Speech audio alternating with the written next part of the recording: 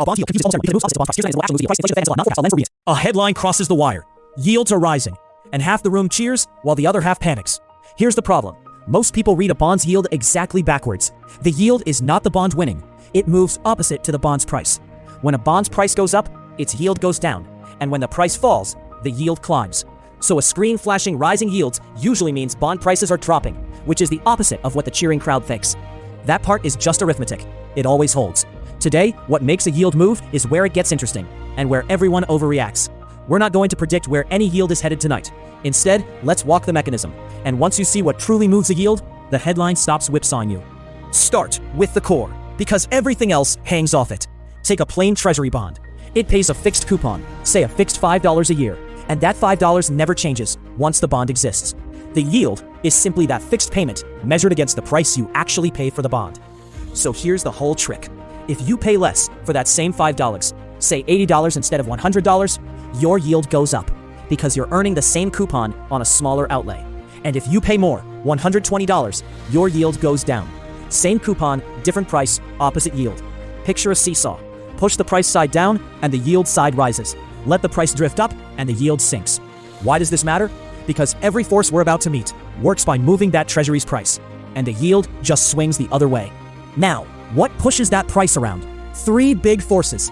First, growth expectations. When the economy looks hot, investors tend to demand more to lock their money into a fixed payment, so prices tend to soften and yields tend to firm.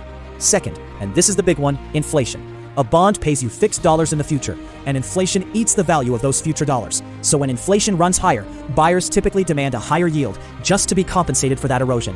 Think of the Volcker era around 1981, when inflation was fierce and yields sat far above where they sat in the calmer years after 2009. Illustrative of the relationship, not a target. Third, the Fed. The central bank sets short-term rates most directly, so it pulls hardest on the short end of the curve. Growth, inflation, the Fed. Three hands, all reaching for that same price. There's a fourth force that gets ignored, and it sits on the long end of the curve. Plain supply and demand. Here's the puzzle. The Fed pulls hardest on short-term rates, yet long-term yields can climb while the Fed sits perfectly still. Strange, until you watch who shows up to buy. When a government borrows heavily, it floods the market with new bonds, more supply. If the buyers don't grow to match, a gap opens between bonds and buyers. The price of those bonds tends to ease, and remember the seesaw. Easing prices firm up yields. The same thing happens if demand pulls back. Say big steady buyers step away. Fewer hands reaching for the same pile, and the price softens. That widening gap between too many bonds and too few buyers is how the long end can drift up on its own. Supply and demand quietly set the long end. Before you grab any single lever, hold all of this loosely, because in the real world, these forces don't take turns, they pull at once. Growth, inflation, the Fed, supply, and one more we should name, safe haven demand. When markets get scared, money often rushes into government bonds for safety, which lifts their price, and by the seesaw, drags yields down, even while inflation might be arguing the other way.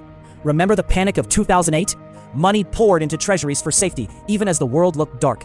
So on any given day, you can have inflation pushing yields up, fear pulling them down, the Fed steady, and heavy supply leaning on the long end, all at the same time. No single force decides the move. That's why guessing the direction is so hard, and why a clean one-line explanation on a screen is almost always too clean. It's a tug of war, and the rope can lurch either way.